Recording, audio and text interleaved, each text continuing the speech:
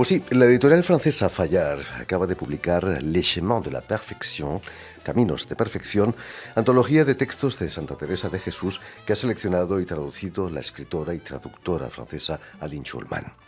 Nacida exactamente hace 500 años, Teresa de Ávila, mujer sencilla que frecuentó las instituciones más poderosas de su época, el rey, la Iglesia y la Inquisición, plasma en sus textos un tal éxtasis místico, un tal amor por Dios, que puede dar pie a interpretaciones mucho más terrenales.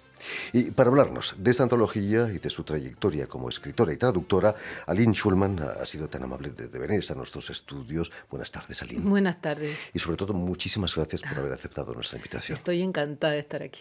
Permíteme que explique antes que nada, Aline, que naciste en Casablanca, en el actual Marruecos, pero que tu familia te lleva con solo 4 años a Buenos Aires. Fue allí donde aprendes a leer y a escribir en español. Exactamente. Llegué el día de mis 4 años a Buenos Aires, después de un viaje bastante difícil en un barco muy grande que se llamaba el Cabo de Buena Esperanza. Y volvimos año y medio después en un botecito que se llamaba el Monte Amboto, que se llamaba, en francés se decía un cargo mixto, un barco que a la vez hacía mercancía y transporte de personas. Me contabas, Aline, que esa travesía la haces en plena Segunda Guerra Mundial. En plena. No era peligroso. Seguro que lo sería, pero había que volver porque había que volver. Yo no sé por qué, pero había que volver. Y recuerdo que, entre otras cosas, había entre nosotros un espía alemán que era gran amigo de mi madre, porque mi madre, siendo inglesa, hablaba con él que decía era inglés. Y cuando vino la policía, que creo que era argentina o inglesa, subió al barco y vino a buscar al espía, y sin saber quién era, pero mi madre ya lo adivinó, porque aquella noche, como ese señor era el más alto de todos, él era el que encendía el candil del comedor. Y mi madre siempre nos dijo, yo lo supe porque su mano temblaba cuando encendió el candil. Mira qué bonito, ¿no? Imagino que más tarde verías la película Casablanca con Humphrey Bogart y Hombre, Ingrid más Bergman. de una vez. ¿Qué pensaste viendo esa película? Nada, que era una película muy bella que no tenía nada que ver con Marruecos ni con Casablanca. De vuelta a Casablanca, no vas a olvidar el español. Vas a continuar tus estudios en francés, pero el español sigue allí. Sí, porque tuvimos chachas españolas, porque en aquel entonces yo vivía en Tánger, cuando volvimos de Argentina, y en Tánger había mucha gente refugiados, como lo contrario de hoy, ¿no? Eran españoles refugiados en Marruecos, y claro, teníamos chachas rojas y chachas nacionales, pero las dos nos decían, venían por la mañana y nos llevaban a los padres y a los hermanos y ya no los volvíamos a ver. Terrible. ¿Tú es? ¿Cómo fue tu infancia allí en Tánger? Libertad y playa, imagino. Eso, Tánger y luego Casablanca, libertad y playa, estudios y tenis y bueno, una maravilla, vamos. Sí. ¿Es cierto, Aline, que en aquella época leías un libro cada día? Mira, yo leía mucho. Cuando llegaba de la escuela, tenía cada día mi libro.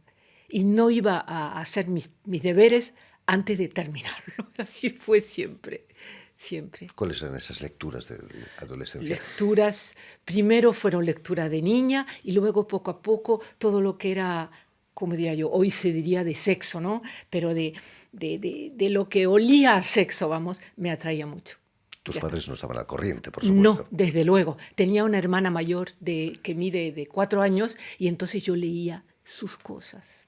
Hablando de tus padres, ¿es cierto que tu padre quería que fueses farmacéutica? Sí, sí. Mi padre era un comerciante y él pensó que tener una farmacia quería decir, yo te compro una farmacia, tú no haces nada, tomas un gerente y te pasas la vida disfrutando. Así lo veía él. Imagino que para ti eso no era un plan de vida. Seguro que no, seguro que no. ¿Vas a venir a París para estudiar literatura? Llegamos, sí, al final de mis estudios, como se dice, del instituto, vamos, y bachillerato, terminé, y luego, mira, yo quería hacer medicina, pero tenía un amigo que no diré su nombre ni su apellido porque es conocido, y me dijo, si haces medicina, no nos volveremos a ver. Estudia español. Y ya está. El amor lleva Eso, a muchas eso, cosas. eso. Tu primera traducción te la encarga Juan Goytisolo con solo 18 años. Goytisolo, que trabajaba en Gallimard y te pide que traduzcas una antología de Luis Cernuda. Sí, no, tenía un poco más de 18 años porque yo había terminado mis estudios, ya tenía lo que llaman en francés la agregación, ¿ah? No sé La cómo, cátedra. la cátedra, vamos, y estaba empezando una tesis sobre Cernuda y por eso empezó la cosa, así por casualidad. ¿Hay algo más difícil que traducir poesía? Vivir. Por Pero ejemplo. no, es muy difícil, es muy, muy difícil. El casi imposible, pero como nada es imposible realmente, pero es muy difícil, sí. Es cierto que uno de tus autores te dijo un día, traduce lo que quieras, pero que tenga ritmo. Sí. Eso es lo Fue importante. Juan Goytisolo, él mismo me lo dijo, nuevo premio Cervantes, ¿verdad? Y me dijo de verdad, traduce, di lo que, no me dijo traduce, di lo que quieras, mientras haya ritmo, no importa.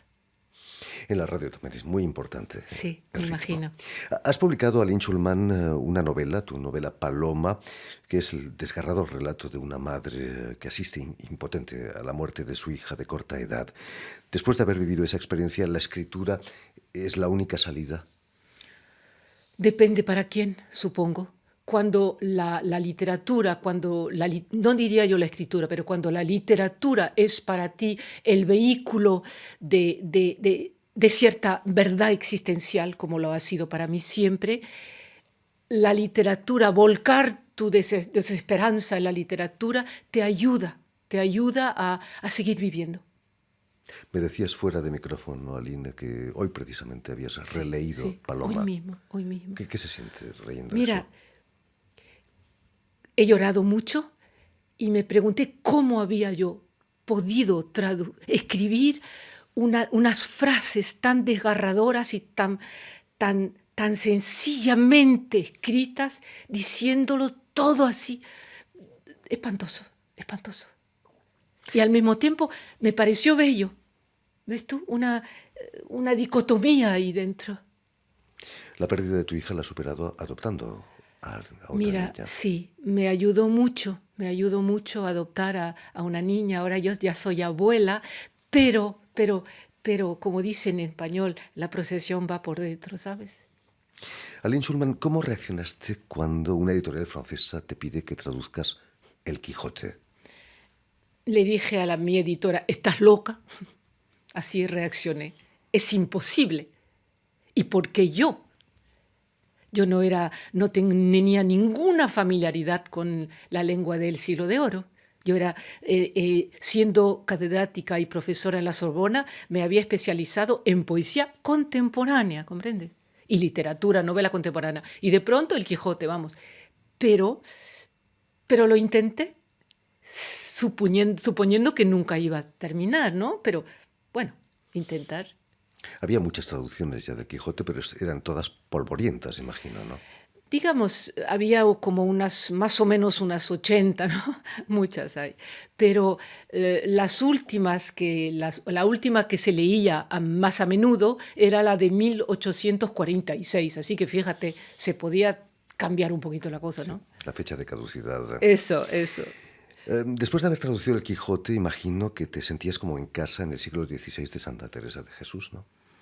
Mira, sentirse en casa con Santa Teresa es imposible y te voy a decir por qué. Porque el Quijote es una ficción. Luego traduje a la Celestina y también es una ficción. El Buscón es una ficción. Goytisolo es una ficción. Pero de pronto te encuentras con un texto que es todo menos ficción. Al contrario, es una mujer que evita decir cosas porque sabe que la están, como decimos en francés, on l'attend au tournant. ¿Cómo dirías eso tú en Vigilando, español? la están Que vigilando. están vigilando. Está la Inquisición detrás, ¿no? Está la Inquisición y están, claro, los confesores viendo si lo que dice va o no va, o si hay que quemarlo o no. Entonces, es una escritura que es todo menos No es nada de ficción, no hay ninguna ficción. Claro que hay una organización de la verdad, como siempre cuando se escribe, se organiza, pero de ficción nada. Es decir, que no hay ninguna libertad para el traductor. Voilà, eso es sobre todo. ¿Qué has descubierto, Aline Schulman, leyendo y traduciendo los textos de Santa Teresa? Me parece que, bueno, me ha transformado. Hasta dentro de mi familia la gente me dice, pero tú has cambiado. Me parece que yo no soy creyente, ¿eh? Bueno, lo digo así tranquilamente, pero me enseñó antes que todo la humildad. La humildad como valor primero, ella misma lo dice, claro que es una de las virtudes cardenales, ¿no? Pero la humildad, esa modestia total. Y entonces al traducirla, intenté traducirla con toda humildad, sin deseo de jugar, sin ningún deseo lúdico, vamos. Al mismo Humildad. tiempo era una mujer muy, muy fuerte, ¿no? ¿Qué mujer? ¡Qué mujer! Porque ser mujer en aquella época es otra cosa. No se habla nada de feminismo ni de nada, pero intentó, ¿cómo decir?, obrar tal como ella sentía su vocación. Es decir, la fe le impulsa a obrar. La fe son obras para ella. ¿Comprendes? Entonces me dicen, pero el misticismo no es quedarse en una habitación cerrada y pensar en Dios y alabado sea Dios. ¿Qué va? El misticismo para ella es obrar. Y ella misma dice, la fe, y Dios me dice, obra. Actuar, pero Obrar. la jerarquía eclesiástica no era dulce con ella tampoco, ¿no? No, ni dulce ni nada, porque tuvo unos confesores. Ella misma dice que la torturaron. Sí, porque, mira, imagínate, cuando ella les dice, oigo voces que me dicen eso y lo otro, veo sin ver, pero veo dentro de mí, no con los ojos físicos, sino con los ojos del alma, le dicen, eso es el demonio, hazle higo, se dice higo. Y tenía que hacer ese ademán horrible cuando ella pensaba que era Dios. Fíjate la tortura que era eso. La Inquisición no pudo juzgarla, ¿no? No lo hizo. Bueno, la Inquisición conservó durante más de 20 años, hasta después de la muerte de la santa, su libro, el libro de la vida, el primero de sus libros.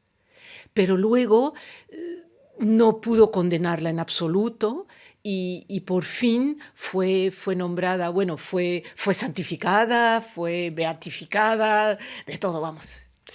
Algunas teorías dicen que, y sobre todo los neurólogos, que tenía un problema de esquizofrenia, quizás, de epilepsis. Hablan de epilepsis temporal, que yo no sé lo que quiere decir eso, pero mira, es muy posible. Pero habrá muchísimos epilépticos en el mundo que no han transfigurado sus crisis de esa manera. Entonces, que sea epilepsis o que sea otra cosa, no importa. Lo importante es el resultado, ¿ves tú?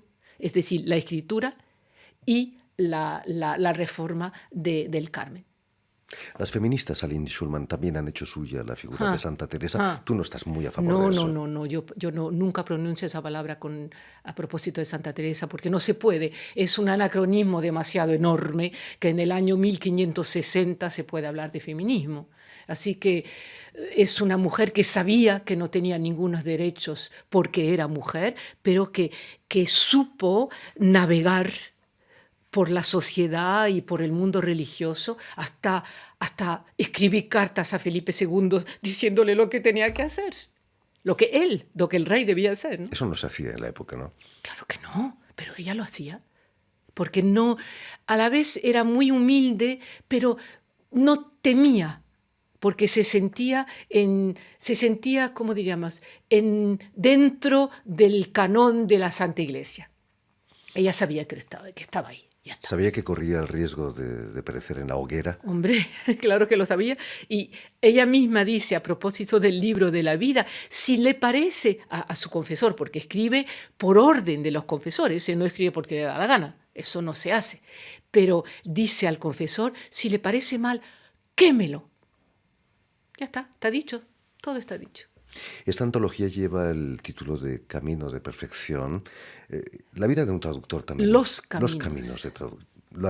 El original es en Es camino singular. de perfección y para mí es que hay varios caminos de perfección que abarcan el conjunto de la obra, justamente. Esa es la trayectoria de un traductor también, un camino de perfección, o hacia la perfección al menos. Bueno, es un camino, como decir, que hay que volver a caminar a cada paso y a cada libro, ¿eh? Porque cada libro tiene su punto de perfección y hay que encontrarlo.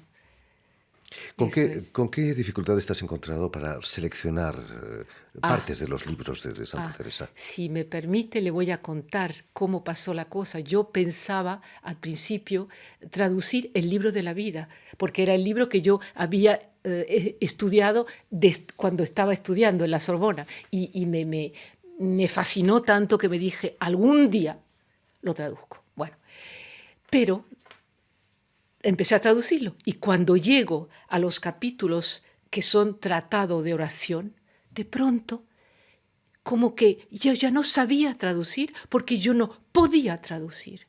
Entonces me paré, dije, bueno, pues lo dejo, lo tiro. Y hablando de eso en un coloquio, terminé mi ponencia diciendo, pues abandoné, no quiero, no puedo. Alguien levanta el dedo y me dice, pero señora, ¿no piensa usted es que ella no quiere que usted la traduzca? Y entonces me dije, pues claro, ella no quiere que yo traduzca las cosas que yo no entiendo, porque no soy creyente, pero voy a poder escoger textos que ella me permita traducir. Y así fue como elegí los textos. Fíjate. ¿Qué ha cambiado? Me decías que ha cambiado cosas en ti, la traducción de Santa Teresa, pero ¿qué ha cambiado en ti?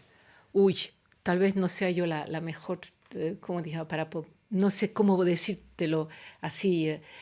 Ya te dije, esa especie de humildad, esa mirada hacia los demás. Yo creo que la mirada hacia los demás no es mira, si lo digo parezco, no, me parece muy tonto, pero lo voy a decir. Eh, no intento encontrar algo para mí, sino dar algo para el otro. Mira, no soy santa, ¿eh? No, no, Todavía. posiblemente, pero eso es lo que me ha enseñado Teresa. Mi Teresa. Y ahora yo no puedo dejarla. Lo que yo quisiera es encontrar a un editor que me publique una antología de las cartas de Teresa, ¿ves? Porque en esas cartas ya la Inquisición casi como desaparece, no es nada público. Y entonces escribe de verdad tal como es ella. Pero te voy a contar algo muy... Teresa se enamoró a los 60 años de un padre que se llamaba el padre Gracián, que también fue carmelita descalzo y que tenía 30 años menos que ella y estaba realmente enamorada. Y le escribía todo el tiempo, pero entonces para que nadie supiera, porque se podía interceptar las cartas, entonces él se llamaba no padre Gracián, sino Pablo, y ella se llamaba Angélica. Entonces decía, sí, Pablo estuvo muy agradecido porque Angélica le escribió una carta, pero Angélica piensa que Pablo, y etcétera, etcétera. Muy gracioso. En fin, pues esperamos con impaciencia la traducción de esas cartas de Santa Teresa que nuestros oyentes pueden perfectamente leer en original, en versión original en Desde luego. castellano. Pues ya lo saben, Caminos de Perfección, la antología de Aline Schulman, que ha preparado y traducido, ha sido publicada en francés por la editorial Fayard. Muchísimas gracias, Aline, por haber estado aquí con Gracias a nosotros ustedes. y que sigas estableciendo puentes entre la cultura española y francesa. Muchas gracias.